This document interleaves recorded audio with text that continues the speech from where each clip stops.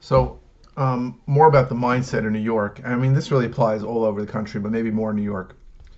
Um, you have to be prepared for ups and downs. I think the ups and downs are bigger in New York, but the ups and downs are big wherever you are. So if you're wholesaling in Phoenix for $8,000 a deal and you lose a deal, it may not hurt as much. But if it's your first deal or your only deal, it will be. In New York, where there's bigger payoffs, sometimes it hurts more. You're counting on the deal. Um, you got to be prepared for those. Um, the issue is, I gotta end this chat. Um, the issue is that you need to be prepared for those ups and downs, and you need to be prepared for the fact that things take a long time in New York. As we discussed, the issue with how long the sales cycle is because of attorneys and how things work here. You got to be prepared for a lot of ups and downs. So I'm going to give an example of one deal that happened a while ago, where we hadn't closed a deal in a while, and we were counting on this other deal to close. And then at the last minute, something came up in title, and we thought it was going to be a big issue, and we thought it was going to close for a while. And my partner came into the office and said to me, maybe we should do this part time and go get jobs. And I was honestly thinking that it might be something that we have to do. And at the same time, this other deal came up, which was a bunch of properties from one seller.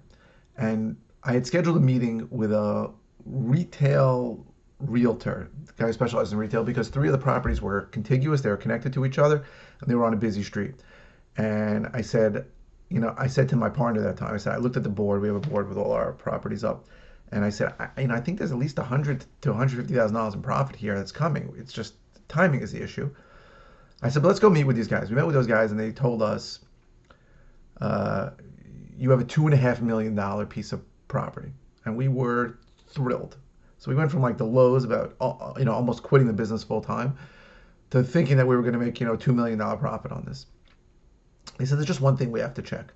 Now that other deal that had a delay ended up closing a couple days later, so we could breathe again. We got some money, we were good, but we were still counting on these millions of dollars in profit on this multi-property deal.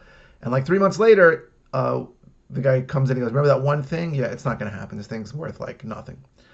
So this deal had sort of raised our spirits when we were in the lowest parts of time to where we thought we were going to make millions, and then we thought we were going to make nothing. But then we started thinking about it. We restructured the deal, and we ended up closing a wholesale deal and making almost $200,000 on it. So that deal took us from the lows, the lowest we were, to the highs, which never ended up happening, down to low again, and then amazingly, we made great money on it. So you have to look at things on a continuous basis. If you look at anything at one point in time, it's difficult, right? Because sometimes things are hard, and even when things are great, it's not going to stay that way.